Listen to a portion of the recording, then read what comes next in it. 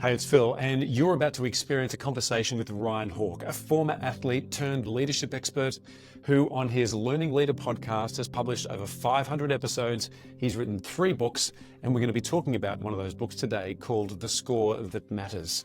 You're going to love this conversation. So without further ado, let's meet and talk with Ryan Hawk. 9 years ago, I started the Learning Leader Show as a way to follow my own curiosity and obsessions with great rigor. I wanted to create my own form of a leadership PhD program where I got to personally choose all of my teachers as well as ask them what I'm most interested in. I had no idea that it would have turned into this. You get more by giving first. It's literally like having a loss leader in business. A lot of top performers in different areas, they have incredibly high agency. You have to be disciplined about being a provider. You have to have a sense of what is enough also. Any leader who suggests they know the way is going to be wrong in a matter of months. Do a lot of shows. No one's done this kind of research before. And striving to learn from each of them. So I'm so grateful for what I get to do, and I'm pumped to keep this thing going. Now, if you are looking to level up your leadership, you've come to the right place. Welcome to the Learning Leader Show. Well, everyone, I couldn't be happier to introduce you to Ryan Hawk. And if you're not familiar with Ryan Hawk and his work in leadership, it is immense. And over the last 8+ years, Ryan has recorded over 500 episodes, written 3 books. We're going to spend time talking with him today about a very particular book that just got released, and we're going to add a partnerships angle to it, because what we talk about here obviously is partnerships, and we want to know a lot more about how Ryan and his team have built some remarkable partnerships. When you go into his back catalogue and see the kind of work that he's built with companies all around the US and beyond, it's really something else. So Ryan, great to see you. Thanks for having me, Phil. I appreciate your support, your preparation. I saw all of your notes, man. It means a lot to me that you put so much work into this, and also the fact that it's close to midnight your time. I didn't fully realize that when we booked this. So I'm very, very appreciative of you, man. You bet. So look, we're going to dive straight into this, and let's start with your backstory, because as I was reading through your most recent publication, we're going to put that on screen now, and then we're also going to link to it. Tell me about what the backstory was that got you to the point where leadership became such an important part of your life, and then maybe a little bit about your co-author, Brooke Cups, in The Score That Matters. So let's start with your backstory. Going between my 8th grade and freshman year, legendary high school football coach Bob Gregg at Central High School came to me as this small, skinny 8th grader and said, "We think there's a chance you could help our football team, the varsity football team, not the freshman team, which I expected to play on, but the actual varsity team at Centerville High School, which is a tradition-rich Division I, which is the biggest division in the state of Ohio here in the States. We think you could help us." I think there's a lot I could say about Coach Gregg and Coach Ron Ullery, which I've written about those guys a lot and spoken about them a lot. But what I learned early on, starting then, is that there is so much power in somebody believing in somebody else, and somebody supporting them, and somebody telling them that they believe in them, and then somebody pushing and pushing and pushing that person to lift your level to higher than even you think you are capable of. That's leadership. And so I got this great taste of what the power of leadership in my formative years. And I think that is something that I thought, is there a chance that I could be that for others? Is there a chance that I could do the same that Coach Gregg and Coach Ullery did for me? And now many others since then, but that was like my first taste of the power of what leaders can do. And yeah, and so I played in high school, I played in college, and I played a little bit after college, and I played quarterback, which is a leadership position in American football. And then, when I got in the business world, I wanted to be in leadership positions, and I earned some of those roles as well. And so it's really been a part of my life since I was quite young. And now I love that it's my life's work is leading people and helping other leaders become more effective. So it started pretty young, and now it's really like the thing I think about the most. And what I find interesting in your backstory is that everything here seems to have been hard won.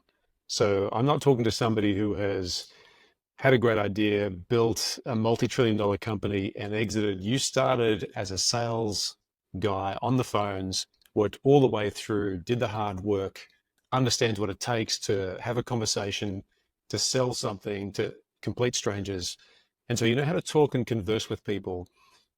Why was it that there was a leap then into podcasting and conversations and interviews? When I've gone and listened to the Tony Robbins conversation you've had, it was all about, at that time, him having conversations with the smartest financial people in the world to inform him of what was going on. I feel as though there's a theme there with you where it was, I need to talk to as many people who have lived leadership and philosophy and understand this world to build out your own knowledge set.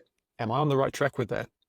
100%. I was working in sales. I had gotten my MBA. It took me 6 years. I was doing it at night while working full time. My company paid for that. They reimbursed me for that. And so when I finished that, I felt like I was wasting money and resources by not going back to school again and furthering my education and getting another degree, another master's degree, or perhaps even a PhD. I actually had looked into programs, PhD programs in management and leadership. I'd started applying to them, but I didn't love every element of formal education to get my MBA. It was a grind. I had to hire tutors. I struggled. I was working a lot. And so I thought, is there a way that I could use some of the skills I've developed building teams where I worked at LexisNexis, because at that point I was in management and leadership roles where I was hiring for my own teams. I was helping others hire for theirs. And when you're hiring, you're obviously interviewing people. Now, interviewing for a podcast is different than interviewing for a job, but there are some similarities, right? You got to listen, you got to be prepared, you got to ask good follow-up questions, right? All of that. Got to get to know a person really well. So I thought, is there a better way to create my own form of a leadership PhD program as opposed to actually going back to school again? I was listening to podcasts at the time. Now, this is about 10 years ago. Listening to podcasts at the time. So I was a fan of podcasts. I understood the medium relatively well, even though it wasn't nearly as crowded as it is today. And thought, well, what if I created my own form of a leadership PhD program where I get to choose all of the professors? And it gives me probably a better chance for these well-known people to speak to me if I've created some sort of a platform like a podcast, as opposed to saying, hey, can I call you? I could say, hey, can I interview you for my podcast? And it increased the hit rate that they would say yes. And I'll publish all of these so others could learn along with me. And maybe we form some sort of learning leader community. That was more of a pipe dream. I didn't know if there was any chance that would happen, but so I started that on the side. I didn't have any intentions to leave my job or to leave my team or leave my company. I just really wanted to create my own form of leadership PhD program that was ongoing and I could chase my curiosity with great rigor. And that was it. I mean, the reward was that I got to do that. And so there wasn't some ambition or some desire or even any money. I mean, I lost money for the first 3 years doing it.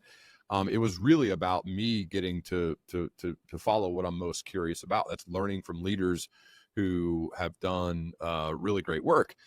I could get to the story now, but I mean, long story short is it created so many really cool opportunities for me to then go out and share what I was learning with others in the forms of keynote speaking and advising leaders and consulting with companies. And I had to create offerings and like actually make a real business that I decided to leave corporate America at the end of 2017 and launch my own business. And, now here we are in 2024 and a few books later, a lot of really cool opportunities and relationships built. And now this is what I get to do full time. And I have my team, and I feel very fortunate to get a chance to do it. And I think that's part of the reward is that you get to work with amazing people. I get to record these cool podcasts and write books and team up with others that I really admire. And I didn't really think that was ever possible. And now I'm kind of doing it. So that's the part that I'll always be grateful for. So there's been 3 books. Let me see if I get this right. Welcome to Management, Pursuit of Excellence, and now The Score That Matters. I just finished The Score That Matters, and it came out at a pretty interesting time for me personally and with other people in my circles as well. I want to spend some time diving into a couple of really poignant parts of this, which I think will be high value to people who are listening to this, and encouraging anybody who's listening to really think about either listening to the book, which is really beautifully co-authored by both you and Brooke, but has a chance to sort of, you can hear both of your voices right throughout this very practical almanac of insight. So when we talk about that partnership with you and Brooke, so he is a professional teacher and sports coach. He seems like he is just such a dedicated educator, and the world needs so many more people like him doing what is probably the world's most difficult job, particularly right now. Tell me a little bit about how you got to know Brooke, what the backstory to that relationship is. And I remember hearing him say somewhere that it took a while for him to come to you and then start this process, because like me, he'd admired you from a distance for a while, and then a relationship was built, and ultimately then the process of writing a book became something real. How did that come about? He sent me a cold email asking me to speak to a leadership group that he had assembled, which was essentially team captains from all the sports teams, and then as well as leaders from other groups within Centerville High School. That's where I went to school. That's where he teaches and coaches the basketball team. Really well-written note. I never heard of him. I had not paid much attention to the school because my kids were much younger and not high school age. So, you know, when you have kids, you're kind of into what they're into. And so I never heard of him. I didn't know who he was. I didn't pay any attention. I went there that first day to speak to his group and was immediately struck by how comfortable he was in his own skin. We talked a little bit about his values, and he just seemed to kind of do what he does without this need for approval of others. And I admire that. I'm attracted to that. I think that's a really rare quality in a person. And so I think the talk went fine with the group. We kept talking back and forth, and then I asked him to speak at one of my events, one of my Learning Leader Growth Summits, where I have a lot of my clients and Learning Leader Circle members come. He initially was hesitant to do it. He didn't think he was a fit for, there's a lot of corporate America type people and international people as well that are senior leaders at companies, big and small. And I just said, I wouldn't ask you if I didn't think you could possibly impact them. Like, I think my group trusts me to vet the speakers. So anyway, he came, he crushed it. And I did a survey at the end of the event. I had probably 4 or 5 speakers. All the other ones were professionally paid, like big time speakers. And Brooke's name was listed as the most favorite speaker of the event. He joined one of my leadership circles, and we just kept it going. And we've never stopped. And that's been, again, 6-7 years ago, I guess. And we've maintained dialogue. And then fast forward to a few years ago, we were going to sit down and record an online course, and we brought my camera guys and our lights, and we had the whole setup, and I had one extra person show up, and that was my friend Dan Smith. And I said, will you just type everything that we say? I want a transcript of this day. I want you to document everything. And so Brooke and I did our thing. We did a lot of riffing, a lot of talking in between filming. We did all of it. Dan wrote all of it down, and I spent a good amount of time reading that transcript. And I texted Brooke and I said, hey man, I think this could be a book. What do you think? And he said, I'm down. 2.5 years later, we have the artifact. So, there's a lot there, but I think what helps is there is a lot of mutual respect. I don't know if it's possible to do a project like a book if there isn't a lot of mutual respect. And that's what I'm, again, very grateful for, because I view him as a mentor. And I think we both can kind of lean on each other for certain elements in our lives to be helpful. And I love him and love what he stands for. It's a powerful story. Let me just read you a quote that he had in the book, which will dive into some thoughts which I know you had in the book as well. So Brooke said, you may not be able to change much about an external situation, but you have full control over your attitude, mentality, and response. By doing this, you unlock the ability to transform your fear from an obstacle into fuel. And then in the same chapter, you went on to say that you had quite a significant fear of failing most of your life. Mm-hmm. Do you think in the work you've done to date and the progress you've made through your life. Is that a common feature for people who are trying to strive? Or is that something which we can ascribe to people who are just very ambitious? One of the people I quoted was the lead speechwriter for President Barack Obama, who I interviewed, and he said fear was the ultimate fuel for him. I think it's been for me. I think I would potentially, and I've written about this, but potentially rephrase it and with a nod to another person who's been on my podcast, Jim Collins, which is I think it's more of a productive paranoia, right? Which Jim and I talked about when we recorded, and he's written in his book, Good to Great and Great by Choice. But productive paranoia is more of this feeling of I've got to do whatever I can to be overly prepared for the series of moments in my life. And my whole business is built with like really a series of big moments, podcasts, keynote speeches, consulting with companies. Like everything that you do, they're looking to you to provide some sort of, I guess, viewpoint that's going to make them better. That's a high pressure situation. You have to be on all the time. You got to be ready. And so to me, I think this productive paranoia is the fact that you're not always working, but you kind of are. You're always preparing. You're always thinking about it. Like my podcast or a keynote or a big moment with a client, I'm thinking about that before I go to bed. I'm thinking about that when I wake up. I think about that in the middle of the night when I wake up. Like I'm thinking about this all the time. And so some would say, well, I don't know if that's healthy or that's an obsession. Well, it is. I would say there is a little bit of obsessiveness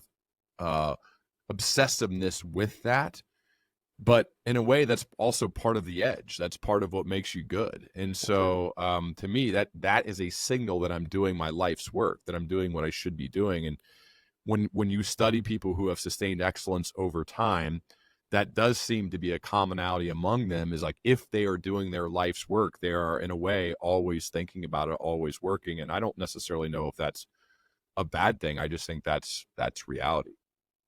Yeah, I tend to agree. I wonder, you then moved into a conversation about your purpose, and what Brooke had been able to put as his purpose resonated very, very strongly. Before I share that sort of insert for what he had said, you talk about a process you've gone through to define purpose, and it seems like it's been a process over time. I think you mentioned in your part of this book that you started with something like 20 plus values that you ended up having to refine over time. It was on your kitchen wall, I think, at one point, where you were saying, this is the Hawke family values. We're going to try and aspire to doing this. And now it's become a lot more refined. There's a lot of people who will be listening to this as senior leaders, particularly partnership-driven leaders, where a lot of my work tends to be with new CEOs who have inherited a business, come into a new company. They know that given the current global economic turmoil that's going on, they've got to find ways to partner, to grow, to build even stronger supply chains, to make that worthwhile. And there will be a very strong sense for them about how they define their purpose and how they're going to lead through a huge amount of difficulty that we're probably going to face for the next sort of 4 to 5 years. What would be a way that you would suggest, if they've heard of this, maybe even eye rolled at the idea of having a purpose and trying to invest time in doing that, how would you encourage them to think about purpose and the power that can be unlocked as a consequence of getting clarity on their own purpose? I mean, my purpose is to inspire others to both value and pursue excellence. So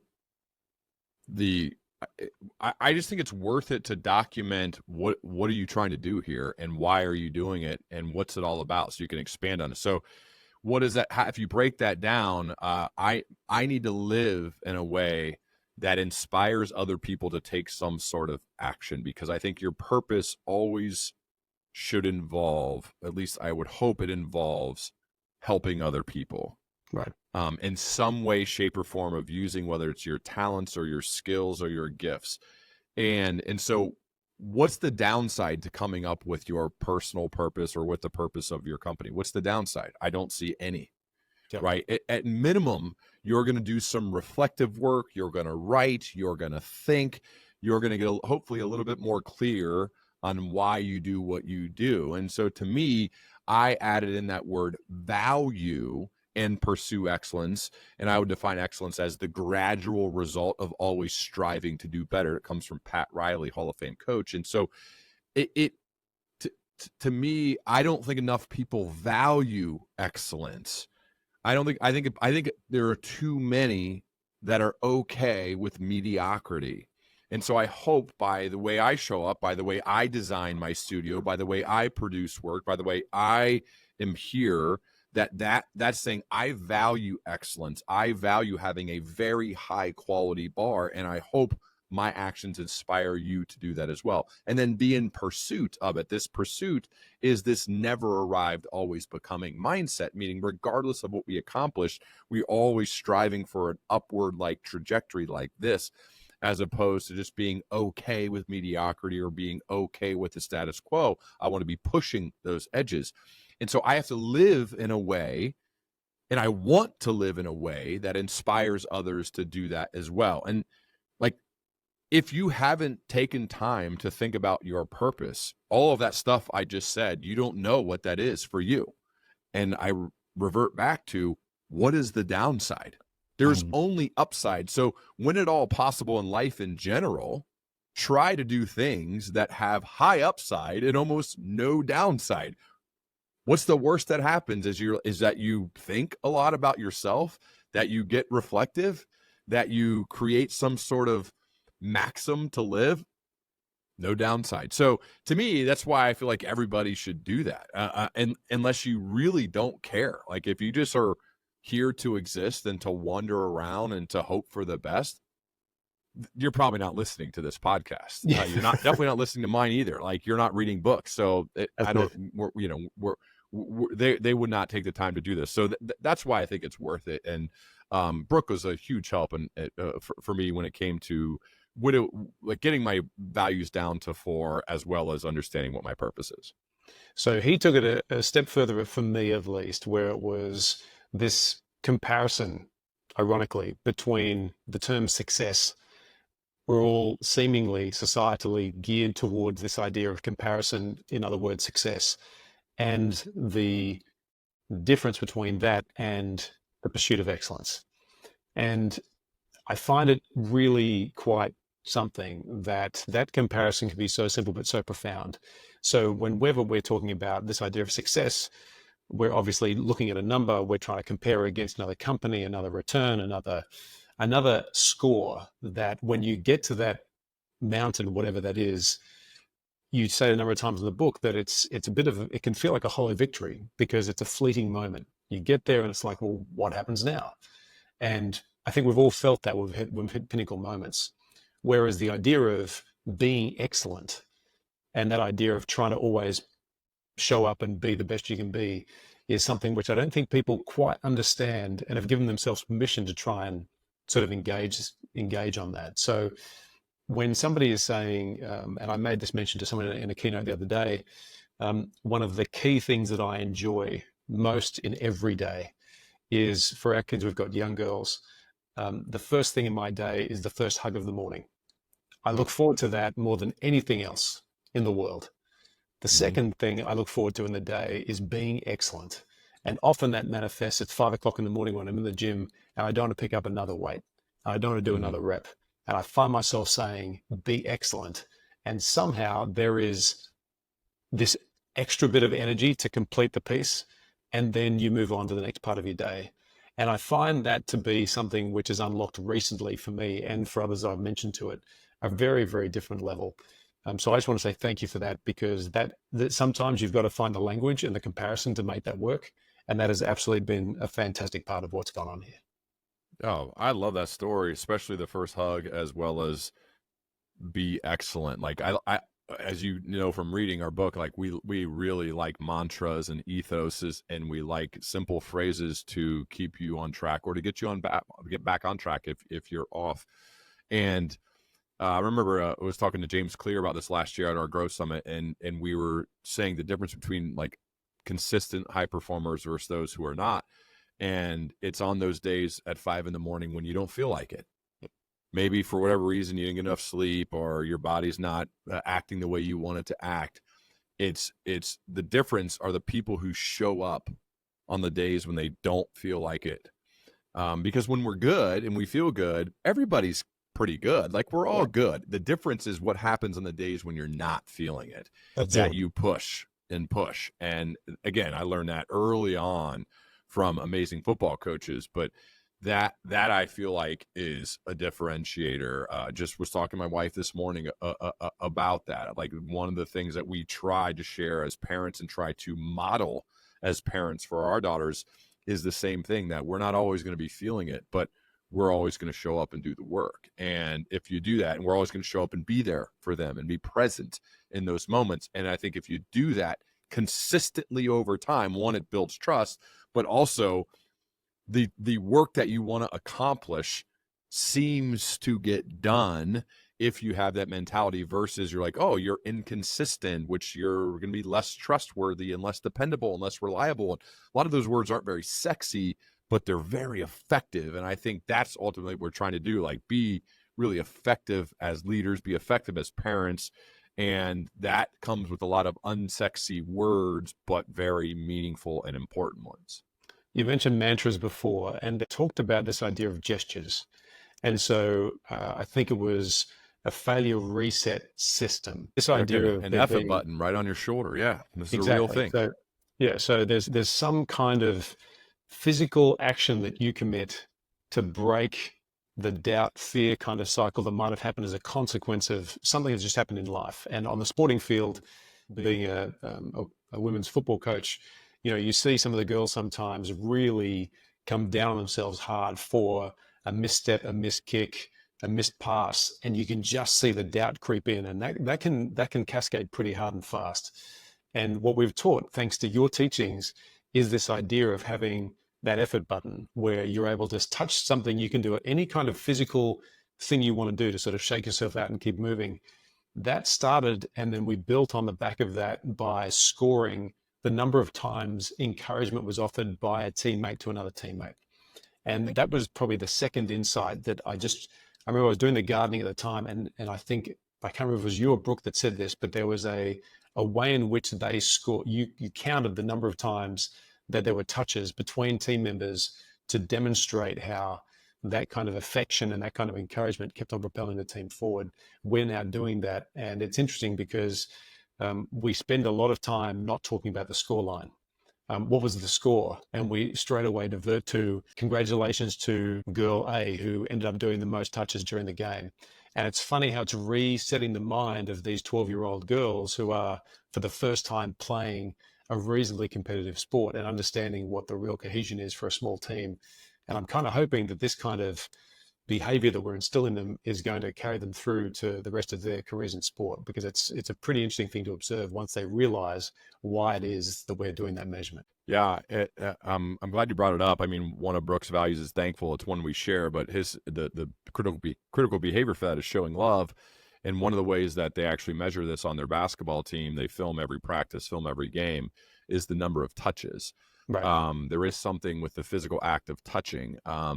And so if somebody gets knocked down, obviously they all come and pick up their teammate. If somebody makes a mistake, everybody has to get a touch. So every time after there's a mistake made, you'll watch, and I go to a lot of their games, I watch them on film, everybody will get a touch on the guy. And the guy knows that they're going to get a touch. Like, this happens at practice all the time, and it happens in the games. And you could tell the players, it just becomes unconscious. That's just how they behave. And so I think this kind of failure recovery system is important. You have one for yourself, and if you're part of a team, you have one for your team. And that this is an actual physical act that gets you back in gear, because especially in sports or in life, we got to be good about responding to the moments that don't go our way, so that we don't create this negative momentum, whether, again, this is in a game or this is in life. And so creating a system for yourself that is uniquely yours is very useful, so that when those moments of adversity strike, which we know they will, that's one of the only guarantees of life, is that adversity will strike.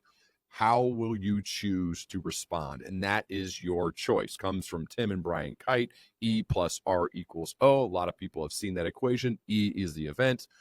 R is your response, will then determine the O, the outcome. And so we focus really hard on that R because we can't predict the events, but our R will help predict the O, the outcome. And so that is where a lot of the focus arises, because we know adversity is going to strike. How are we going to choose to respond, whether it's as a dad or whether it's on the court or whether it's in a big business meeting that you mess something up or something happens that you weren't planning for, right? How are you going to choose to respond? That's going to be the determining factor in the outcomes you have in life, I think. And there is no downside to encouragement ever. No way. Right? Not at all. I mean, So- yeah, it's haven't, again, this has been a theme of our conversation, right? Like, why not do things with unlimited upside and no downside? Exactly. Seems kind of like a no-brainer.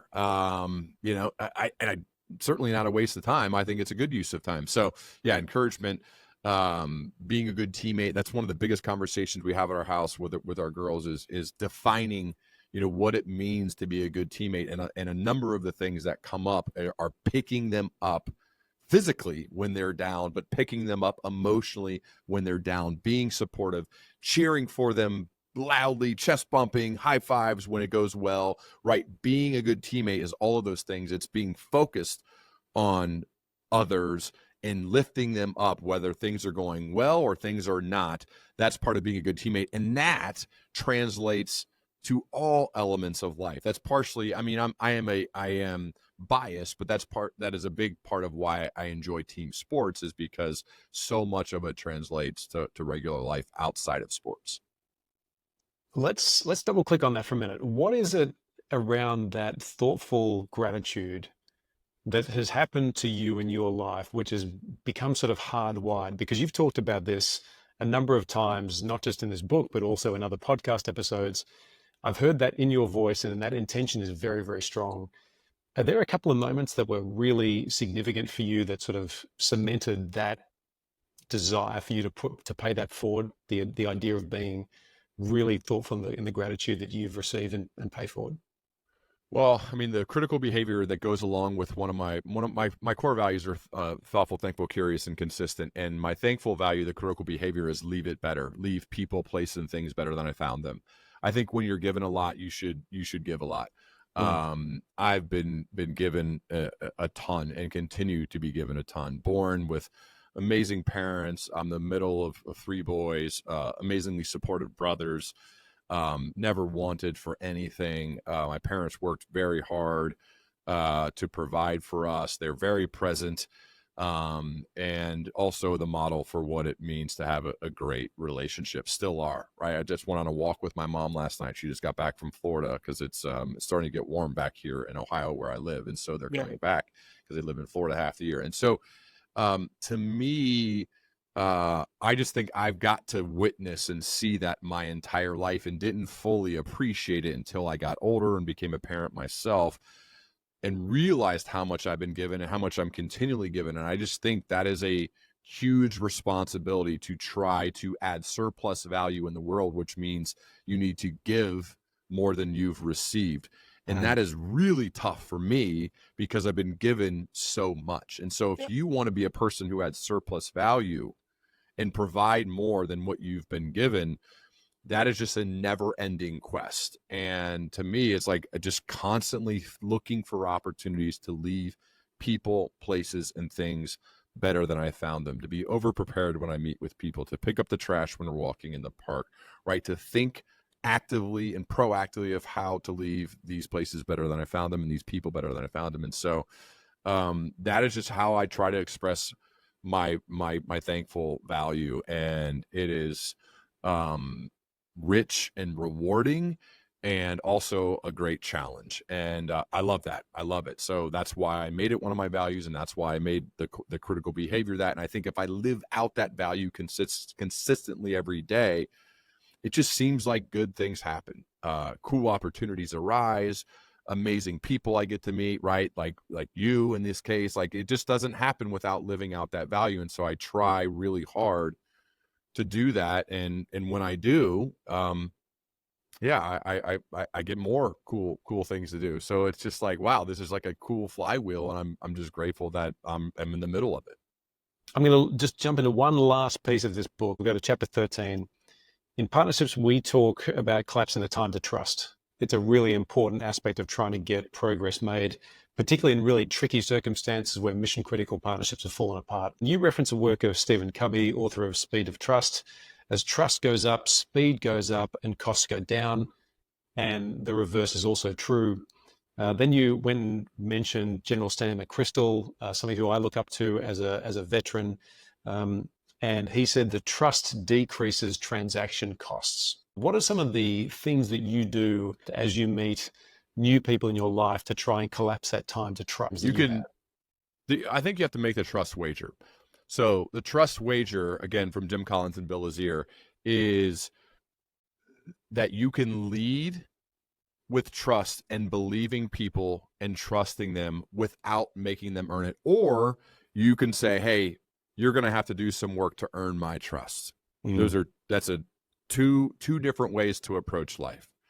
My choice is to lead trusting other people, all people, knowing and being okay with the fact that I will get burned from time to time, and not letting those times switch me to become the other type of person. Warren Buffett has done multi-billion-dollar deals after having a 30-minute conversation because he leads with trust. That becomes part of his reputation. People know that that's how he is. So for example, in my business, I don't do contracts for anything. I don't ask to be paid until after I've done the work for everything. In my world, people would say you are insane for doing it that way. What if you get burned? What if you get stiffed? Well, that happens. Part of it is I want them to know that I expect a lot of myself for the work that I do. And if I don't reach the expectations of both you and me, you're not going to pay me for that work. Even if I flew to you, I don't get the expenses paid or anything, whatever happens. Now, that's also a very trusting way to go about running your business. And again, my accountant says that's not right. My financial advisor says you shouldn't do it that way. And I would say, this is the way I'm going to do it. There are no contracts. There's nothing locked in. I don't make people, like a lot of people in like the coaching consulting world will say, I'm not signing up to work with you unless you lock in a full year, because my stuff takes a year to get going and work, and so I need to be like, make sure I take care of myself. I never say that. I said, you can fire me and not pay for the current work at any time, and this goes for every person I work with. Now, that's because that shows them that I believe in my work, but I also trust them. I'm literally putting my money where my mouth is, because if it doesn't work, or they don't want to pay me, or they just want to stiff me, they can. Now, it's never happened. And I've had my business now since 2017. I've never been stiff. I've never not been paid. Part of that is I think I attract the type of clients that would never do that. Right. I think I attract those people. And so I think when you make the trust wager to lead with trust, to not make people earn it, and I think you could sense that. I try to just live that way. You then attract similar type people. And those are high character, awesome clients, very grateful for them.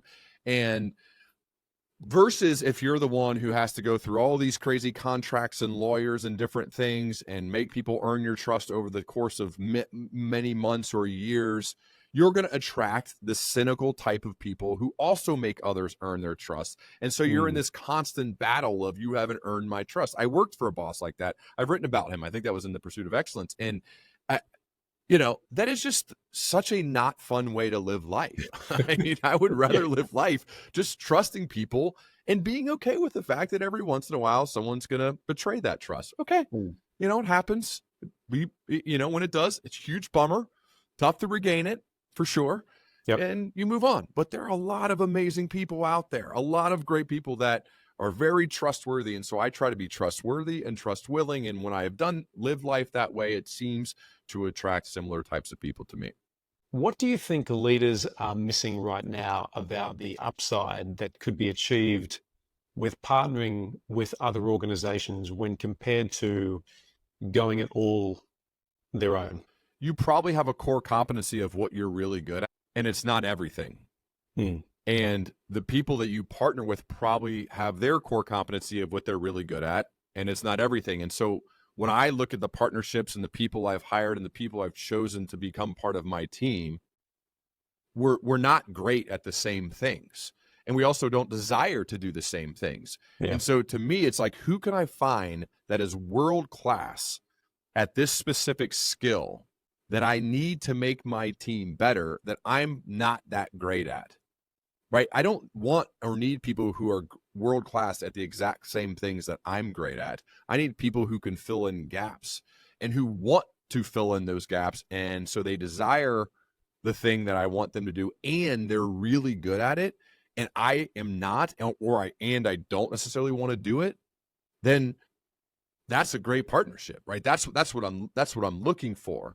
So sometimes we mistake and only like look for people who are really good at the things we are, or like we're attracted to that. And like I am too a little bit, but for the most part, I'm looking for people who want to do the things that I'm either not that good at or I don't want to do. And that's how and then obviously the character things and all of the other like table stakes are part of it. But that's really how I look to it, is the fact that you have a core competency where you're really good. I have that as well.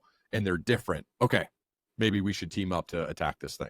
That's it. I had the exact conversation just like that about 2 months ago with the person who now leads marketing for me. She said, I don't do contracts, but here's what I'll do.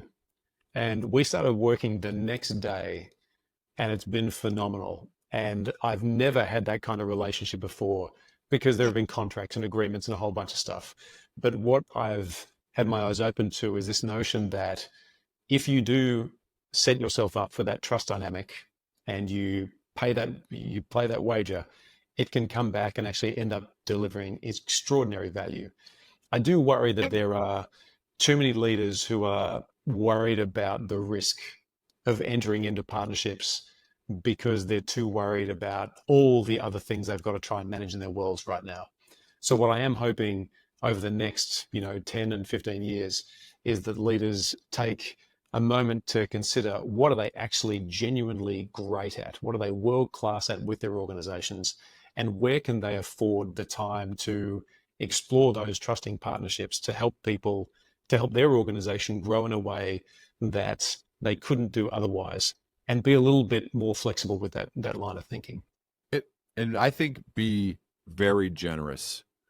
The best partnerships, the best deal makers are those who tries to squeeze out every little dollar or every you don't try to win those deals. That's it. It sounds kind of cheesy to say like it make them win-win, but there is something to that. Like, leave something on the table, make it a great deal for them.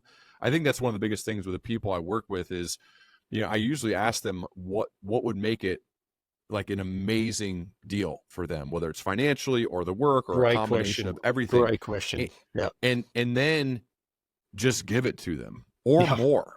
Give it to them or more. Right. And so you got to do some work to make sure that works for your business. But I'll usually ask that, and then there's no negotiation. There's no like, well, you got to do this, or like, I'll just say, okay, here we go. You know, and then sometimes pleasantly surprise them and give them more at times. That, like, I just want them so juiced and excited to do the work with me and my team. And one of the ways is if they're like, well, he's generous. He's thinking of me. He's not trying to squeeze out every little dollar, because like I'm trying to play long-term games. In the long term, you're going to win by being really generous with the people that you choose to work with, as opposed to like nickel and diming them on every little thing. Like they have an expense here or there or whatever. I'm like, what is it? I got you. Like whatever the thing is, just try to be generous, try to be proactive, try to do things to make them feel loved and special. Like all of that works in partnerships to where they're like, God, I want to work with him for the rest of my life. That's the type of partnerships that I want. I am curious about your business. So what's your setup? Like who have you hired? What team members to fill in gaps? And then what do you guys go out and do? Yeah. So every company I've built over the last 25 years has never had a strong marketing budget, right? We've always had to try and compete in a way which we distributed through partners. We were trying to do product developments with partners. And this is in healthcare, this is in technology. And what we found was that we had this knack for creating relationships which were generous, where we asked our suppliers, for example, look, this is what we need. You don't do this right now, but what we're trying to achieve is this X end game. And we would spend a lot of time defining what that context and that future looked like. And I was always surprised. They said, well, that's amazing. We never knew that's what you were there to do. So you develop this relationship. We paid all our invoices within 7 days. We did all the things that were very uncommon. And then they started to say to us, well, hey, look, we've got this latent capability. We're happy to give this to you for free. And all of a sudden, there was this leapfrog effect for product developments and go-to-markets where it was quite unexpected. And it was very difficult to explain that to investors because, well, you've not spent anything on this. How did this come about? And we developed this secret sauce for this partnership work. And then, once I retired at my last healthcare venture, I started to take some time out, and colleagues of mine would say, listen, we're trying to grow the way you did in go-to-market with these partnerships, but we would sign the deal and then the deal would just go nowhere. And it's because all of this time was invested in getting a contract that really didn't say anything. It just said, here's how we're going to manage the downside. It had no shared language. It had no trust. It had no shared intent. It certainly didn't have a first fast win that was going to give credit to both sides of the organization. And it didn't do anything to build the depth of relationship and trust between those people. So I built an online course which gives sort of the 5 tactics to make that work. We give that to all of our client employees. And my day job is building incentive models to make really important strategic partnerships work today and then work in 5 years' time. And so it's all about that generosity of, listen, as long as I understand your intent and you understand mine, and this is for 2 different partners, and it can be in government, can be in not-for-profit, can be in large multinational companies, defense and aerospace, they have they've got an outcome they want to achieve. They can't do it all themselves. Step number 1, they've acknowledged that. Step number 2, they've said, well, we're willing to take a bet. And step number 3, we're willing to put all these things on the table. We just don't know how to organize them. So my job is to organize all of those. So it is the input into a contract or agreement, and then coach the teams of how to build high trust relationships so that I can step out of that organization and that capability is installed. It was an accident, right? I love doing this. I could do this all day, every day, because I love the idea of, 1 + 1 = 6. And I love it when people say, I never saw that partnership coming. That for me lights my head on fire. And so my team is, virtual assistants, some marketing folks, and me. So this is the kind of work that we do, and I really love it. Very cool, man. Very cool. That's amazing. Yeah. What part of what city are you in? I'm in Sydney, Australia. Nice. Yeah. Okay. God, I want to go there so bad, man. I've never been. I need to find a reason to get down there. Find some. I think we can create a reason. We can create a reason. Okay. We have to, let's figure that out, because I want to make it one of those like work / work trip, but also obviously like see the sights, live it up, because it's not necessarily close to here, but I know it'd be worth it. It's certainly worth it. Well, listen, let's close this out with one question, which I like to ask all my guests, and this is more of a personal note. Let's go back to you being 20 years old, and given all you've seen, all you've experienced, what's your advice to your 20-year-old self? I think I have to caveat it with what maybe a lot of people would, is that I wouldn't listen, first and foremost. But I will put that here in the corner and just act like I would have listened, because I was too arrogant and full of myself and thought I knew everything. I don't think all 20-year-olds are like that, by the way. Some people say all kids. I don't. I've worked with some of them, and that's not my experience. I think there are some genuinely curious and much better kids than I was at that age. But the number one thing is that I didn't think at all about building relationships. And your life is the who in your life is everything. The people that you choose to intentionally surround yourself with and invest in and pour into those relationships will make your life. And I got introduced, I played college football, and that created a platform to be introduced to a lot of amazing people in business and sports, throughout the university, the president of the school. All these people. And I did nothing. I literally did nothing with any of those. Hey, how are you doing? How's it going? I didn't remember their names. I didn't follow up. I literally did nothing. I went back to my apartment. We'd, play video games, do some homework, hang out with our friends, and then get ready for practice. That was my college. And so I just threw away so many amazing potential opportunities to meet fascinating people by showing zero interest in them and no curiosity and no follow-up at all. And that was partial immaturity, partial ego, partial just being an idiot college kid. And so I would hope that I could somehow get through to that person and say, hey, why don't you actually try to build relationships with these people? Who knows what will happen? But at a minimum, you will leave college with all of these kind of cool people to talk to that have been there and done that have really learned some things about life. And the fact that you are not even trying is just a huge mistake. And so I try to, share that with other college kids, hey, especially if they play sports like I did, you're going to be you're given so much opportunity because of people look up to you because you can play a sport, you're on scholarship. Yeah. Yes, work hard and be good at that. You got to do that, but you're going to make the most of these opportunities that I didn't even think about. And I regret that. I don't think I have regrets. That's a regret. I think there's a lot of people that I think back to. I'm like, God, why don't I even try? And that's just a mistake. So I would tell my younger self, and I would tell others that they should be better at that. Amazing advice. Hey, where can people go and learn more about your Learning Leader Academy, the podcast, the books? Where are we directing people so they can tap into the amazing resources you've created? LearningLeader.com is the home base for everything. If you're on any podcast app, you can search either Ryan Hawk or Learning Leader, and you will see my show pop up. So LearningLeader.com, or just search that phrase or my name, Ryan Hawk, and you'll see all the work that I do. Amazing, man. Hey, thanks for your time. Great catching up, and I look forward to the next conversation. Thank you, Phil. Really appreciate it, man. I appreciate your prep. It's evident, and just your curiosity, man. It means a lot to me. Thank you. You bet. Thanks so much for making it to the end of this episode of Partnership Plus. If you're one of the 64% of people who viewed this video without subscribing, I've got a favor to ask. Please subscribe to Partnership Plus. The more subscribers, the bigger the guests. Thanks so much, and I look forward to seeing you in the next episode.